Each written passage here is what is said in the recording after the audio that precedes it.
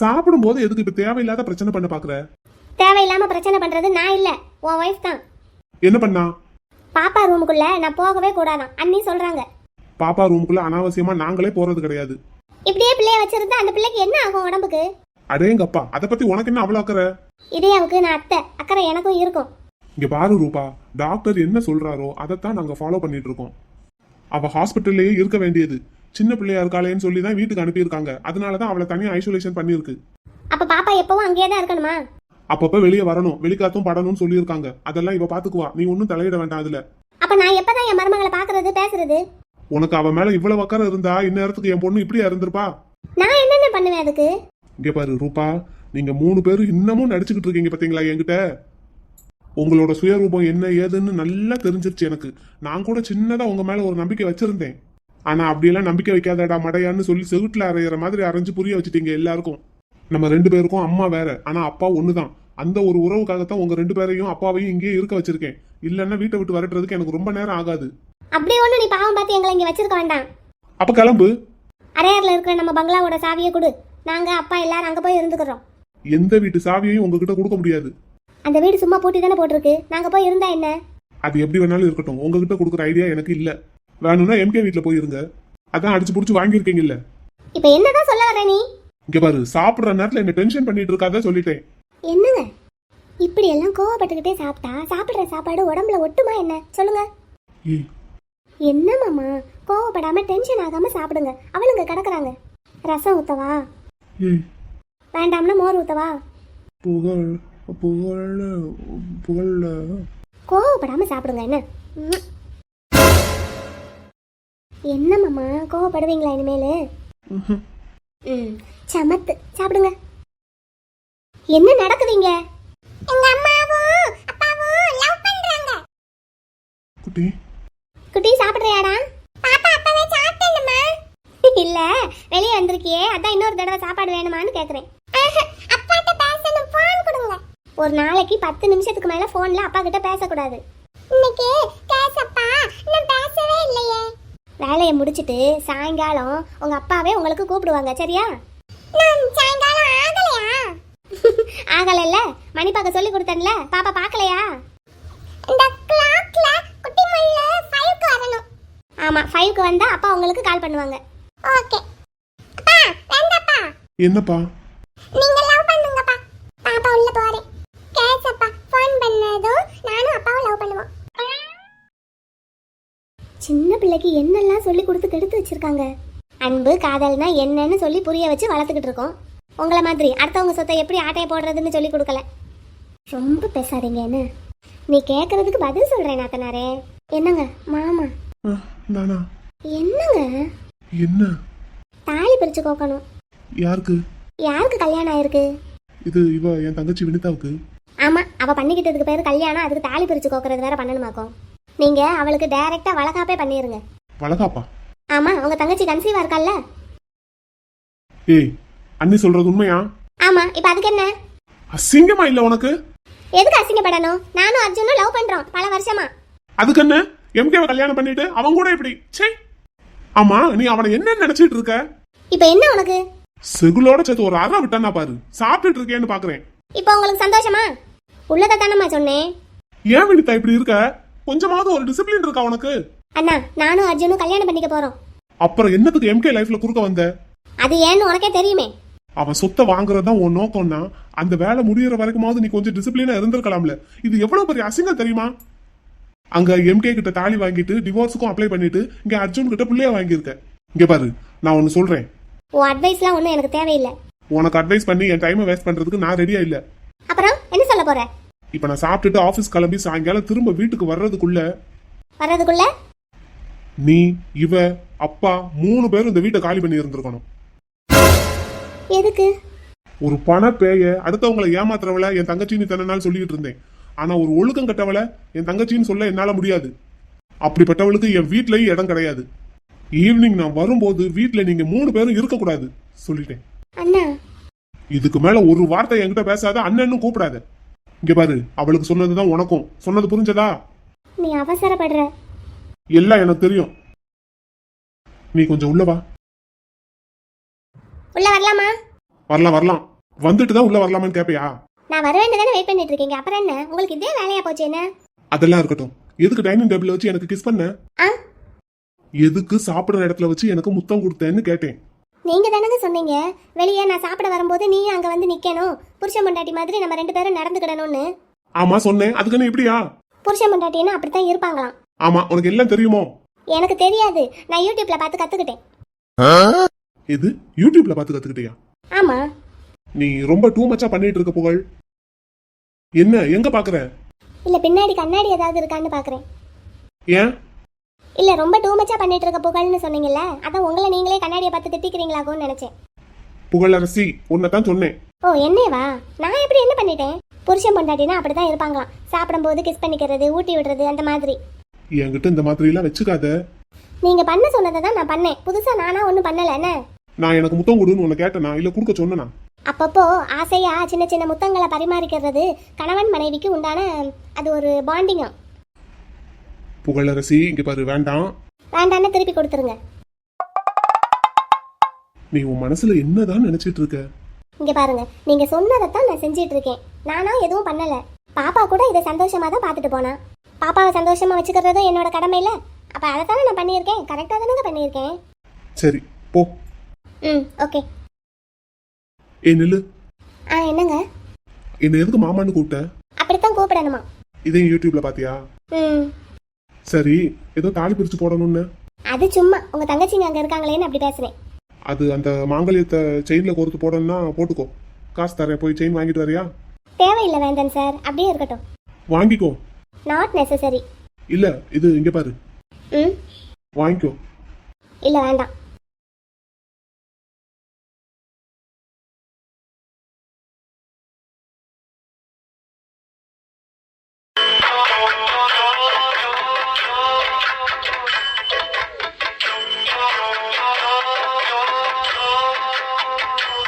நான்லாம் பிறந்ததுல இருந்து சாப்பாட்டை கூட கையில எடுத்து சாப்பிட்டது கிடையாது. அப்புறம் யாராவது ஊட்டி விடுவாங்களாட்டே? இல்ல, ஸ்பூனால சாப்பிடுவேன்னு சொல்ல வந்தேன். ஓஹோ அப்படியா? ஆமா, ஏதோ தெரியாத மாதிரி கேக்குற. நீங்க எப்படி சாப்பிடுவீங்கன்னு எனக்கு எப்படித்தே தெரியும்? அதானே, அந்த பிள்ளைய நீ முன்ன பின்ன வீட்டுக்குள்ள விட்டுருந்தேன்னா தெரியும். வாசலோட நிக்க வச்சுதானே அனுப்புவ. நீ டைனிங் டேபிள்ல உட்காந்து சாப்பிடுறது அந்த பொண்ணுக்கு எப்படி தெரியும்? என்னடா ராஜாத்தி? ஆமா மாமா. சரி, இதை தேய்ச்சிட்டேன், அப்புறம் என்ன பண்ணணும்? ஒரே இடத்துலயே தேய்ச்சிக்கிட்டே இருக்க கூடாது, நல்ல பாத்திரத்தை சுத்தி சுத்தி தேய்க்கணும். அப்புறம் உள்ளெல்லாம் நல்லா கையை விட்டு தேய்க்கணும். இதுக்கு மேல தேய்ச்சா பாத்திரம் தேஞ்சு போயிடும். தேஞ்சு போனா மாமா வேற வாங்கி தருவாரு, நல்லா தேய்ங்க. என்ன மாமா, வாங்கிடலாம்ல? நீ சொன்ன அதுக்கு அப்பீல் ஏது? நல்லா தேய்ங்க தே. நான் தேய்ச்சி காட்டுறேன்னு சொன்னாலும் வேண்டாங்கிறீங்க. எனக்கெல்லாம் கற்பூர புத்தி, நீ வாயால சொன்னா போதும், அதை நான் காதால கேட்டு கரெக்டா பண்ணிடுவேன். சரி அப்ப பண்ணுங்க. அப்புறம் இங்க பாரு. சொல்லுங்க தே. உன் மாமனார் உன்னை ரொம்ப கொஞ்சிறாருன்னு என்கிட்ட மிஞ்சிக்கிட்டு இருக்காதேன்னு. உன்னை இப்பதான் கொஞ்சிறாரு. என்னையெல்லாம் நான் பாவாடை தாவணி போட்ட வயசுல இருந்து கொஞ்சிக்கிட்டு இருக்காரு. ஓஹோ ஆமா. அப்புறம் எதுக்குதே மாமாவை விட்டு பிரிஞ்சிருந்தீங்க? அப்படி கேளுடா. அதான் திமிரு. கரெக்ட். என்னதே? ஆமா, இந்த வீடை வாங்குறதுக்கு முன்னாடி இதை பாக்குறதுக்கு நீ தானே வந்த? ஆமா. வீட்டுக்குள்ளேயே பைப் கனெக்ஷன் எல்லாம் இருக்கிற மாதிரி பார்த்து வாங்குறது இல்லையா? நான் சொன்னேன். வீடு ரொம்ப நல்லா இருக்கு, கனெக்ஷன் வேணா நம்ம 2வது கொடுத்துக்கலான்னு உங்க பிள்ளை தான் சொன்னாரு. அப்ப கொடுக்கவே இல்லைன்னோ? மாமா தான் கொடுக்க வேண்டாம்னு சொல்லிட்டாரு. ஏன்னா கொஞ்சமாவது இடுப்ப வளைச்சு வேலை பாரு. இந்த மாதிரி வேலையெல்லாம் எனக்கு பார்த்து பழக்கமே இல்லை. நான்லாம் பிறந்ததுல இருந்து என்னை தங்கத்தட்டுல வச்சு சீராட்டி பாராட்டி வளர்த்தாங்க. அவ்வளவு பாசம் காட்டியும் ஒரு பிரயோஜனமும் இல்லையே. கொடுத்த பாசத்தை 1% திருப்பி கொடுத்துருக்கலாம்ல. 5இல் விளையாதது 50இல் விளையாதுன்னு ஒரு பழமொழி இருக்குதே. இங்க பாரு, நீ வெறும் 10th, நான் அந்த காலத்து BA. இந்த பழமொழி புதுமொழி எல்லாம் எனக்கு தெரியும். ஓஹோ அப்படியா? சரிங்க தே. இப்படி கையை கட்டிக்கிட்டு உட்காந்துட்டு இருக்கிறதுக்கு தண்ணி எடுத்துட்டு வந்து ஊத்தி கழுவலாம்ல? நான் கல்யாணம் பண்ணிட்டு வந்ததுக்கு அப்புறம் தான் இந்த வீட்டு வேலையெல்லாம் பார்க்கணுமா அப்படின்னு யார் சொன்னது? மாமா. அப்புறம் எதுக்கு இப்ப மட்டும் வந்திருக்க? நீங்க தானே ஃபோன் பண்ணி வர சொன்னீங்க, பாத்திரம் கழுவணும் எப்படின்னு சொல்லி கொடுன்னு. நான் ஃபோன்ல தானே சொல்லி கொடுக்க சொன்னேன், நேரில் வந்தா சொல்லி கொடுக்க சொன்னேன். எனக்கு இப்படிதான்ப்பா சொல்லி கொடுக்க தெரியும். ஒண்ணுமில்ல, இந்த இடத்த கொடுத்தா மடத்தை பிடிப்பாங்க, தலைமையில ஏறி உட்காருவாங்கன்னு சொல்லுவாங்க, அது கரெக்டா தான் இருக்கு. உங்களுக்காத்தே? ஏய் உனக்கு. எனக்கா? நான் உங்களுக்கு ஒன்று நினைச்சேன். எனக்கு யார் இடம் கொடுத்துருக்கா? மாமா. நீங்க என்னதான் சொல்லுங்க, கரெக்ட் டைமுக்கு மாமா வந்து நிக்கலன்னா இப்ப நீங்க என்ன பண்ணியிருப்பீங்க சொல்லுங்க? என்ன பண்ணியிருப்பேன்? அதான் என் மகனுக்கு ஃபோன் போட்டு வர சொன்னேன்ல, அவன் என்ன கூட்டிட்டு வந்திருப்பான். அவரை தனத்தை வீட்டை விட்டு வெளியே அனுப்புனீங்க முதல்ல. போதும். இப்போ உங்ககிட்ட யாராவது அதை கேட்டாங்களா திருப்பி சொல்ல சொல்லி? இல்ல, பொண்டாட்டிக்கு ஒரு பிரச்சனைன்ன உடனே சொயின்னு வந்து நின்னாரு பாத்தீங்களா எங்க மாமனாரு. எப்படா இவ வீட்டை விட்டு வெளியே வருவான்னு காத்துக்கிட்டு இருந்திருக்காரு. அப்ப கூட ஒரு வார்த்தை உங்களை திட்டி பேசல. நீங்களாதான் என்னை திட்டுங்க அடிங்கன்னு கேட்டு வாங்கியிருக்கீங்க. ஆ, எனக்கு மனசாட்சின்னு ஒன்று இருக்கு, அதனால கேட்டு வாங்கினேன். Correct correct. இப்போ உனக்கு என்ன ஏஜென்சியில் வேலை இல்லையா? அண்ணன் டெலிவரிக்கு போயிருக்காங்க. நான் கணக்கு வழக்கெல்லாம் முடிச்சிட்டேன். அப்புறமா இது லஞ்ச் டைம். வீட்டில் ஸ்பெண்ட் பண்ற அந்த 1 hour இங்கே வந்து ஸ்பெண்ட் பண்ணலான்னு வந்துட்டேன். ஆ, ஆனா உங்களுக்கெல்லாம் இப்போ நல்லா குளு குளுன்னு இருக்குமே. ஆமாத்தே, குன்னூறு குழு குழுன்னு தான் இருக்கு. அது இல்ல, அப்புறம் எல்லாரையும் மிரட்டி விரட்டி அதிகாரம் பண்ணி வேலை வாங்கிக்கிட்டு இருந்தவ இப்போ இப்படி உட்காந்து பாத்திரம் கழுவிக்கிட்டு இருக்காளேன்னு குளு குளுன்னு இருக்குமே. அப்படியெல்லாம் இல்ல. உண்மையிலே நீங்க இதுக்கு முன்னாடி பாத்திரம் கழுவுனதே இல்லைன்னு நீங்க சொல்லிதான் எனக்கு தெரியும். அதுலயும் பாத்தியாடாமான்னு என்னது மாமா? ஊர் உலகத்துல ஆ, இப்படி யாராவது உட்காந்து பாத்திரம் கழுவுவாங்களா? சாப்பிட உட்கார்ற மாதிரி உட்காந்துருக்கா பாரு, நல்ல சம்மணங்கால் போட்டுக்கிட்டு. எனக்கு என்ன தெரியும்? பேசாம படுத்துக்கிட்டு பாத்திரம் தேயேன், அது இன்னும் வசதியா இருக்கும். என்னடாமான்னு? ஏய், அப்புறம் எப்படி உட்காரணும்? ஒரு குட்டி ஸ்டூல போட்டுக்கிடணும், இல்ல கொஞ்சம் தள்ளி அந்த வாசப்படியில உட்காந்துக்கிடணும். சேலையெல்லாம் நல்லா சுருட்டி வச்சுக்கிடணும். இப்படி உட்காந்தீங்கன்னா நீங்க பாத்திரம் கழுவி முடிக்கிறதுக்குள்ள உங்க சேலையெல்லாம் ஈரமா போகுமே. ஈரமா போனா மாத்திக்கிட்டுறது. எத்தனை சேலையத்தான் துவைப்பீங்க ஒரு நாளைக்கு? நான் எதுக்கு துவைக்க போறேன்? நீ தான் துவைக்கணும், மறந்துட்டியோ? ஐயோ, நீ அவுத்து போடுறதெல்லாம் துவைக்கிறதுக்கு இங்க ஆள் இல்ல. இது என்ன உன்னோட ஊட்டி பங்களான்னு நினைச்சியா? என் மகன் வரட்டும், அவங்கிட்ட சொல்லி நின்னுக்கிட்டே பாத்திரம் கழுவுற மாதிரி ஒரு சிங்க்கும் அதுலயே பைப் கனெக்ஷனும் வைக்க சொல்லுவேன். ஆ, சொல்லு சொல்லு. தண்ணி குடம் தூக்கி தூக்கியே என் இடுப்பெல்லாம் தேஞ்சு போகும் போல இருக்கு. உங்க பிள்ளை எதுவும் செய்ய மாட்டாரு. ஏன்? நான் சொன்னா செய்வான். நீங்க கேட்டா எதுவும் செஞ்சு கொடுக்க கூடாதுன்னு மாமா சொல்லி வச்சிருக்காரு. ஏன் ஏன் இந்த கொலவெறி? இதை தவிர உனக்கு வேற என்ன வேலை இருக்கு? மேற்பார்வை பாக்குறதுக்கு எஸ்டேட்டா வச்சிருக்க, அதான் தூக்கி கொடுத்துட்டியே. இங்க இரு மனு. சொல்லுங்க தே. இவர் கூட வாழணுங்கிறதுக்காக இவர் மேல உள்ள காதலால தான் எல்லாத்தையும் தூக்கி கொடுத்துட்டு வந்தேன்னு சொல்லு. அட அறிவாளி, அவ்வளவு காதல் உனக்கு என் மேல இருக்குன்னா முதல்ல நீ என்னை விட்டு பிரிஞ்சிருக்கவே மாட்ட.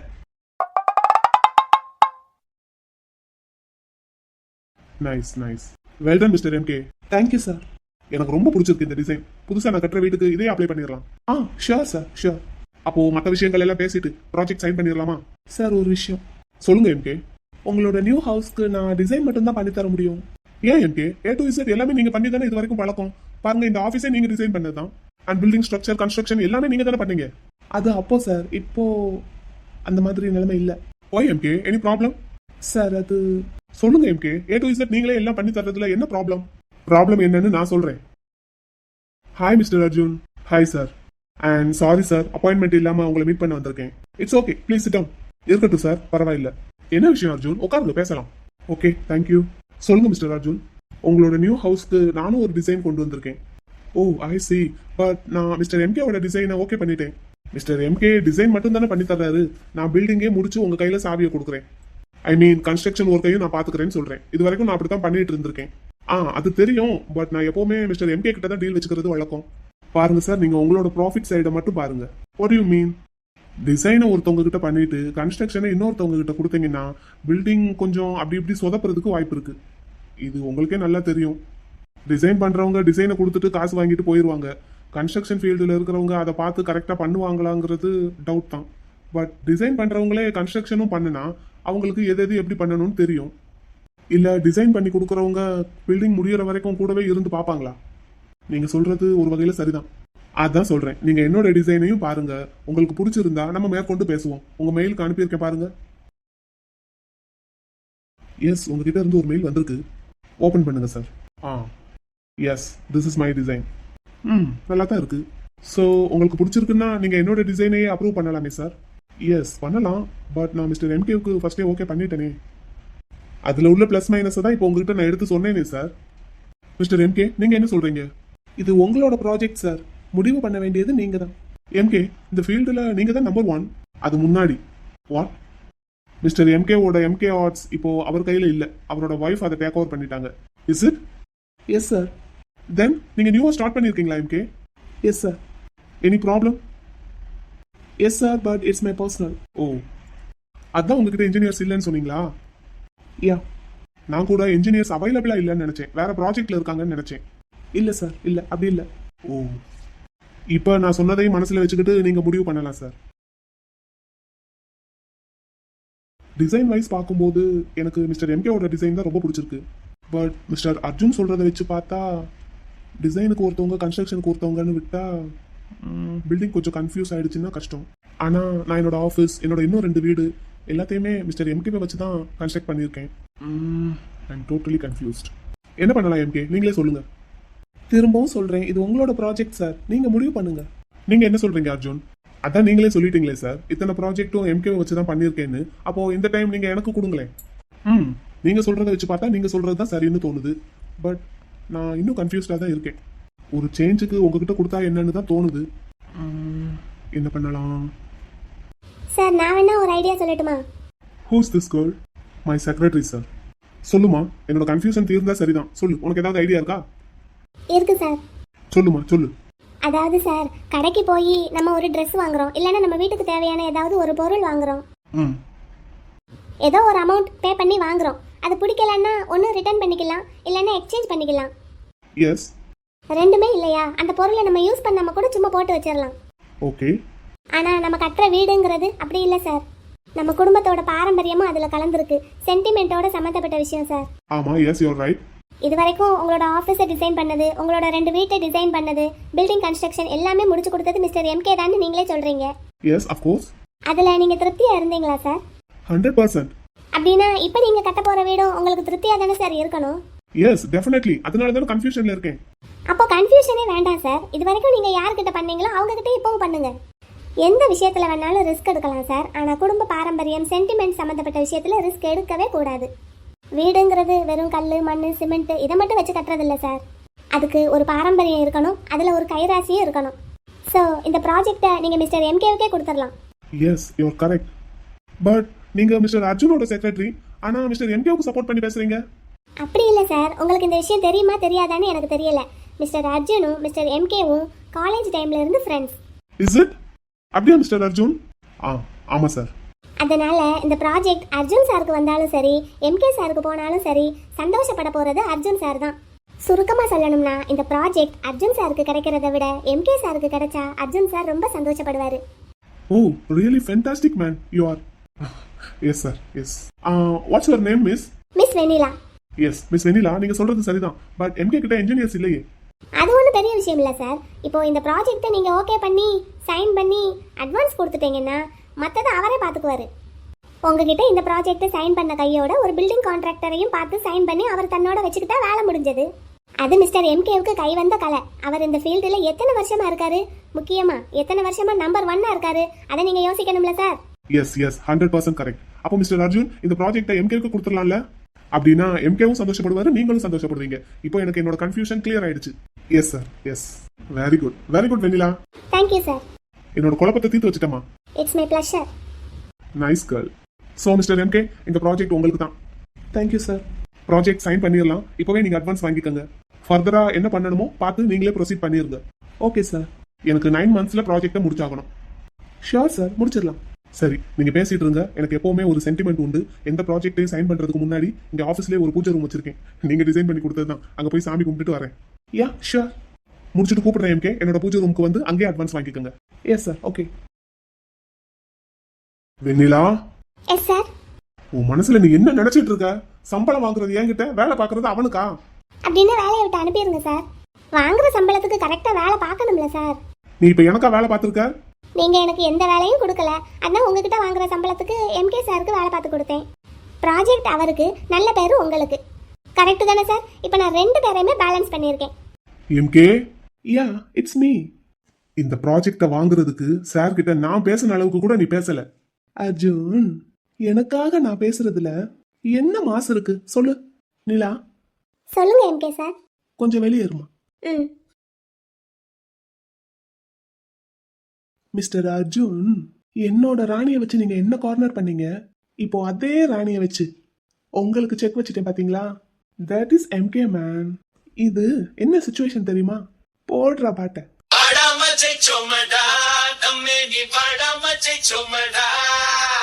புரிஞ்சுதா?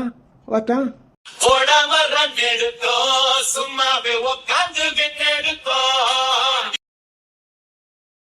அர்ஜுன், மரியாதையா என்னோட ராணிய என்கிட்ட கொடுத்துரு.